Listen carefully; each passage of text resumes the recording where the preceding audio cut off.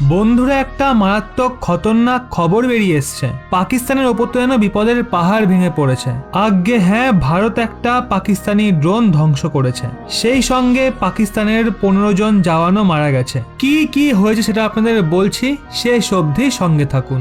বন্ধুরা, সবার প্রথমে তো আপনাদের বলি, পাকিস্তানি সেনাদের খারাপ সময় শুরু হয়ে গেছে।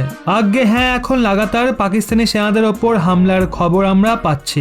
আমি এরকমটা কেন বলছি সেটা আপনাদের বুঝিয়ে দিচ্ছি। তো বন্ধুরা, সবার প্রথমে আপনাদের বলতে চাইবো, আমাদের বর্ডার স্টেটে বিএসএফ এর যে অধিকার ক্ষেত্র থাকে সেটাকে বাড়িয়ে দেওয়া হয়েছিল কেন্দ্রীয় সরকারের তরফ থেকে।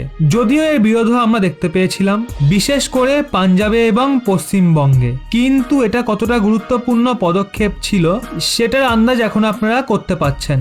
বন্ধুরা, প্রতিদিন পাঞ্জাবে পাকিস্তানের তরফ থেকে স্মাগলিং এবং হাতিয়ার ড্রপ হওয়ার খবর আসছে। আর এইভাবে আজও একটা পাকিস্তানি ড্রোন পাঞ্জাবের ফিরোজপুরে ভারতীয় সীমার 300 মিটার ভেতরে ঢুকে পড়েছিল। ওখানে আমাদের বিএসএফ জওয়ানরা সেটাকে সঙ্গে সঙ্গে শুট ডাউন করে দেয়। আর পাকিস্তানের তরফ থেকে এই ড্রোন এসেছিল। এটা সত্যি একটা বড় সফলতা ভারতের জন্য। আর এইভাবে প্রতিদিন এই ধরনের ঘটনা হচ্ছে।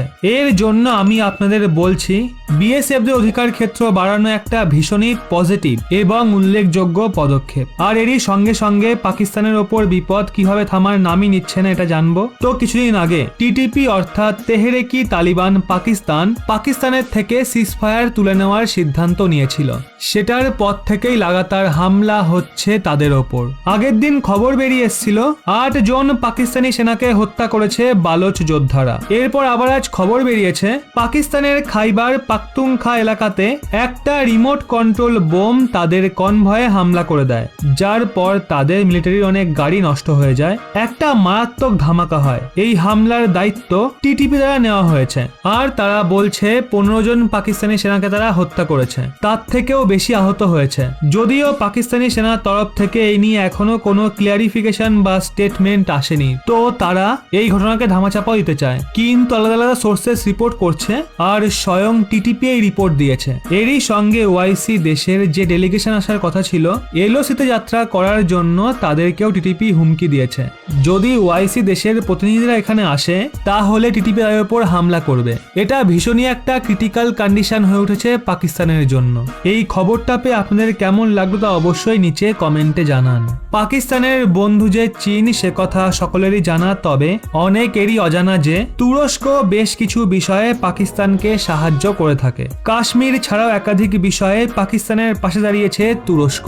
তবে এই তুরস্কের আগ্রাসন নীতি নিয়ে ক্ষিপ্ত পৃথিবীর বেশ কয়েকটা দেশ। সম্প্রতি তুরস্কের বিরুদ্ধে কথা বলতে দেখা গেল আরব আমিরশাহীকে। ফ্রান্স মিশরের পর সংযুক্ত আরব আমিরশাহী অর্থাৎ ইউএই তুরস্কের সামরিক আগ্রাসনের বিরুদ্ধে গ্রিসের পাশে দাঁড়ালো। বেশ কিছুদিন আগে ফ্রান্স ও মিশর তাদের যুদ্ধজাহাজ গ্রিসের সমর্থনে পাঠিয়েছে। ফ্রান্স তাদের 3টে অত্যাধুনিক রাফায়েল জেট কিউপ্রাসে মোতায়েন করেছে। গ্রিসের বিরুদ্ধে তুরস্ক যে কোনো কিছু করলে তা জবাব দেওয়ার জন্য পাশে রয়েছে ফ্রান্স। এবার ইউএই সরাসরি সামরিকভাবে তুরস্কের বিরুদ্ধে গ্রিসের পাশে দাঁড়ালো। ইউএই তাদের 4টে F-16 ব্লক 60 যুদ্ধবিমান ইতিমধ্যে গ্রিসে পাঠিয়েছে। তুরস্ক আরেকটু বেশি বাড়াবাড়ি করলে আর খলিফাগিরি করার চেষ্টা করলে তাদের অবস্থান বুঝিয়ে দেওয়া হবে।